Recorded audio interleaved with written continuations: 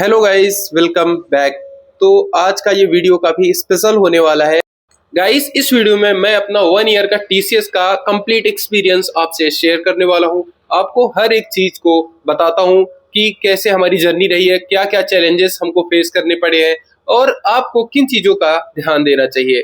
So without making any further delays, let's start the video.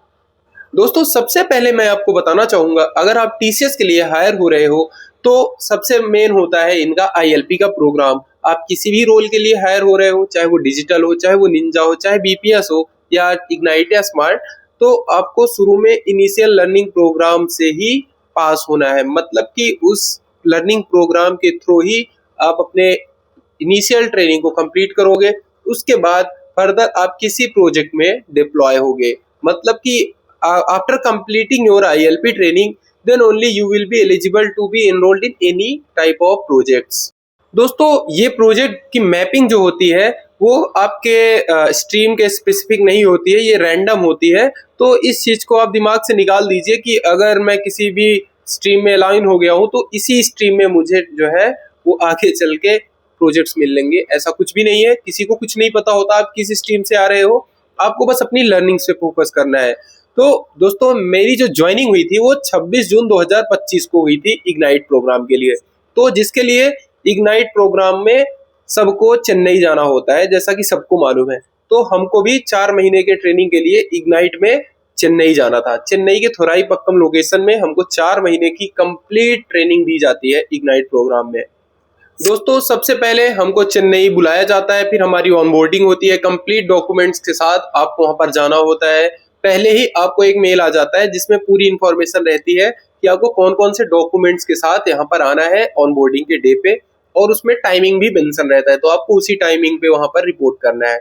दोस्तों, onboarding वाला जो हमारा वीक होता है, ऑनबोर्डिंग के 1 वीक तक हमारा इंट्रोडक्टरी सेशन ही चलाया जाता है। मतलब उसमें हमारे मेंटर्स आते हैं, हमारी एचआर आती है, हमको पूरी कंप्लीट पॉलिसी और टीसीएस के बारे में हर एक चीज हमको समझाते हैं। उनकी लीव पॉलिसी क्या है और उनकी क्या क्या मेडिकल पॉलिसीज है और कहाँ कहाँ हमको डिस्काउंट मिलता है, हर एक चीज कंप्लीट इंफॉर्मेशन आपको बताया जाएगा फर्स्ट वीक में। तो इस वीक के बाद आपकी लर्निंग स्टार्ट होती है। दोस्तों, जो इग्नाइट का प्रोग्राम है वो बहुत ही प्रॉपर वे में स्ट्रक्चर किया गया है। ये 4 महीने के प्रोग्राम में आपको कंप्लीट फुल स्टैक की नॉलेज दे देते हैं। मतलब कि शुरू में जो आप, अगर आपको कुछ भी नहीं आ रहा है, मतलब कि आप एक वेब पेज तक नहीं बना सकते हैं, फिर भी इग्नाइट के एंड में आप अपने आप को as a full stack developer consider कर सकते हो। इतनी प्रॉपर, इतनी अच्छी ट्रेनिंग हमको इग्नाइट के ड्यूरेशन में दी जाती है। तो स्टार्टिंग में हमको लॉजिक बिल्डिंग सेशन से लेके हमारा एंडिंग में हमको डिप्लॉयमेंट तक सिखाया जाता है। तो दोस्तों, अगर आप बहुत अच्छे लर्नर हो और अपने लर्निंग को हमेशा इनहेंस करते रहते हो तो आपके लिए इग्नाइट प्रोग्राम बहुत ही अच्छा साबित हो सकता है at the end of training. तो हमारी जो ट्रेनिंग थी वो 5 महीने की हो गई थी। मतलब जैसे हम 4th मंथ की ट्रेनिंग में इंटर करते हैं, हमारी एचआर आती है और हमको सिंपल से इन्फॉर्म करती है कि हमारी ट्रेनिंग जो है वो 1 महीने के लिए एक्सटेंड हो गई है। तो हमारी इग्नाइट की ट्रेनिंग 4 महीने ना होके 5 महीने की होती है। ऐसा पूरे इग्नाइट के पास्ट में, पूरी हिस्ट्री में पहली बार हुआ था कि इग्नाइट की ट्रेनिंग 5 महीने के लिए कंप्लीट हो गई थी। मतलब कि पहले तो इग्नाइट का प्रोग्राम 6 महीने का होता था, बट उसके बाद हमेशा 4 महीने में ही बैचेस को एंड कर दिया जाता था। But due to some issues, due to some internal reasons, हमारी इग्नाइट ट्रेनिंग को एक्सटेंड कर दिया गया था। तो हम 5 महीने की ट्रेनिंग कंप्लीट करके चेन्नई में बहुत ही अच्छी मेमोरीज बना के अपने अपने लोकेशन पे रिपोर्ट करने के लिए निकल जाते हैं। दोस्तों, इसमें एक फन फैक्ट ये था कि अगर हमको ऐसे कोई चेन्नई जाने के लिए बोलता तो शायद हम कभी भी ना जाते। बट इग्नाइट के 4 महीने के ड्यूरेशन के लिए हम पहले से ही अपने आप को प्रिपेयर करके ट्रेनिंग के लिए निकल गए थे। तो वहां पर हमको बहुत सारी एक्सप्लोरिंग अपॉर्चुनिटीज भी मिली। थोड़ा सा चैलेंजिंग होता है अगर आप कहीं ऐसी जगह पे जाते हो जहां पर आपको लैंग्वेज बैरियर आ जाता है, बट उस चैलेंज को एक्सेप्ट करके हम लोग अपना एक कंप्लीट ग्रुप बना के हर वीकेंड पे ऑलमोस्ट घूमने निकल जाया करते थे। और अगर घूमने नहीं भी निकल रहे हैं तो हम लोग वीकेंड्स में क्रिकेट जरूर खेला करते थे, जिससे हम अगले वीक के ट्रेनिंग के लिए खुद को मेंटली प्रिपेयर कर लेते थे। तो होता दोस्तों ये है कि हमको कंप्लीट हर एक टेक स्टैक की ट्रेनिंग दी जाती है। तो उसमें हमारा जो दिमाग है वो कभी कभी फंक्शन करना बंद कर देता है, क्योंकि ऑलमोस्ट हर एक नई लैंग्वेज हमको सीखनी पड़ती है और एक टाइम में। तो जावा स्क्रिप्ट का स्ट्रक्चर कुछ और है, पाइथन का कुछ और है, एक जगह सेमी कॉलन लगना है, एक जगह कॉलन लगना है। तो इसमें हमारा दिमाग थोड़ा सा कंफ्यूज हो जाता था। तो इसके लिए हमको रिफ्रेश होने के लिए वहां पर घूमना फिरना बहुत ज्यादा इंपॉर्टेंट था। तो हमारा ग्रुप भी ऐसा बन गया था कि हम लोग हमेशा घूमा फिरा करते थे।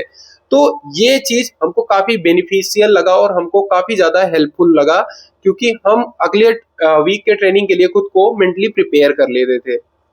आपको लास्ट डे ऑफ ट्रेनिंग पे एक मेल आता है ऑलमोस्ट 6 से 7 के बीच में, जिसमें आपकी जो रिपोर्टिंग लोकेशन है, प्रोजेक्ट में जिस लोकेशन पे आपको रिपोर्ट करना है उसकी पूरी डिटेल मेंशन रहती है। आपको किस डेट पे किस टाइम पे वहां पर रिपोर्ट करना है और क्या आपका प्रोजेक्ट का नाम है, आपकी यूनिट वगैरह हर एक चीज मेंशन रहता है। मोस्टली अब तो ये होने लगा है कि आपको डायरेक्टली प्रोजेक्ट में मैप करके भेजते हैं, बट हमारे टाइम में आरएमजी की लोकेशन दी जाती थी।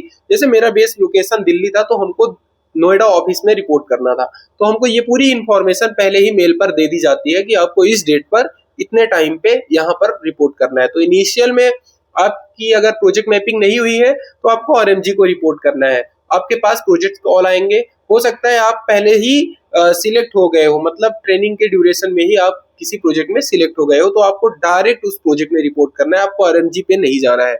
तो दोस्तों हमारी जो प्रोजेक्ट मैपिंग थी वो ड्यूरिंग द इग्नाइट ट्रेनिंग ही हो गई थी। हमारा इंटरव्यू वहीं पर हो गया था, तो हमको डायरेक्टली मैप कर दिया गया था। बट इस चीज के लिए हम अनअवेयर थे। जब हम आरएमजी पे रिपोर्ट करते हैं तो हमको पता चलता है कि हमको उस प्रोजेक्ट लोकेशन पर रिपोर्ट करना है जिसके लिए हम सिलेक्ट हुए हैं, तो हम लोग वहां पर रिपोर्ट करने चले जाते हैं।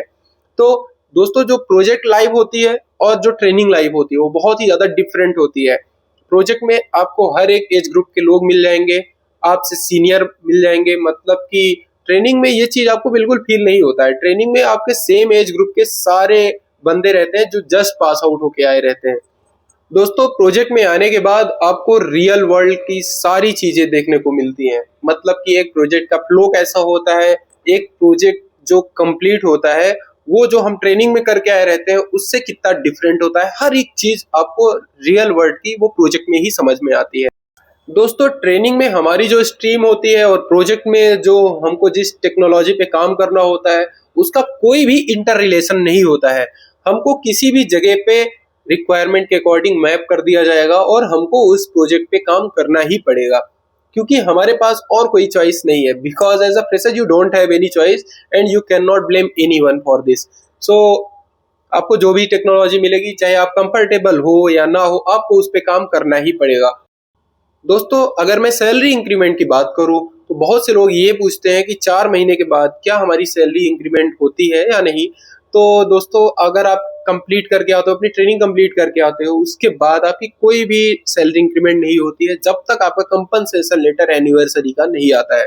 आपको 1 साल मिनिमम वर्क करना ही पड़ेगा, तब जाकर आपकी थोड़ी सी सैलरी इंक्रीज होती है। कितनी इंक्रीज होती है ये आपको मैं नेक्स्ट वीडियो में बताऊंगा। But after completion of your training your salary is not going to be increased। Guys ऐसा भी होता है कि बहुत से लोग अपने डिजायर्ड रोल में नहीं जा पाते हैं, उनको किसी अलग चीज में प्रोजेक्ट में असाइन कर दिया जाता है, जिसकी वजह से वो डिसअपॉइंटमेंट में रहते हैं। दोस्तों most of the organisations 1 year experience को एक्सेप्ट नहीं करती हैं, तो आपको मिनिमम 2 ईयर तो देना ही पड़ेगा। किसी भी ऑर्गेनाइजेशन में अगर आप वर्क कर रहे हो उसके बाद ही आप स्विच के लिए देख सकते हो। सो इस ड्यूरेशन में यानी कि इस 2 साल में आपको अपने आप को इनहेंस करना है। मान लीजिए आप किसी ऐसे प्रोजेक्ट में अलाइन हो गए जिसमें आपको ग्रोथ नहीं लग रही है, तो उस केस में आपको खुद से अपने ऊपर वर्क करने की जरूरत है। आपको यूडेमी का फुल एक्सेस टीसीएस की तरफ से मिलता है, जिसकी हेल्प से आप अपने आप को अपस्किल कर सकते हो, जो कि आप एक्सप्लेन कर सकते हो अपने रिज्यूम में मेंशन करके कि मैं इस चीज पे वर्क किया था और ये मेरा रोल था। सो इससे आपको बेटर अपॉर्चुनिटी नेक्स्ट ऑर्गेनाइजेशन में मिल सकती है। Guys, it has been a great experience working with TCS from last 1 year. So it has provided me a great opportunities to learn, to explore, and to know the things from the basic. Guys, I really hope this video was very helpful for you, and I will meet you on the next video. तब तक के लिए bye bye and keep learning.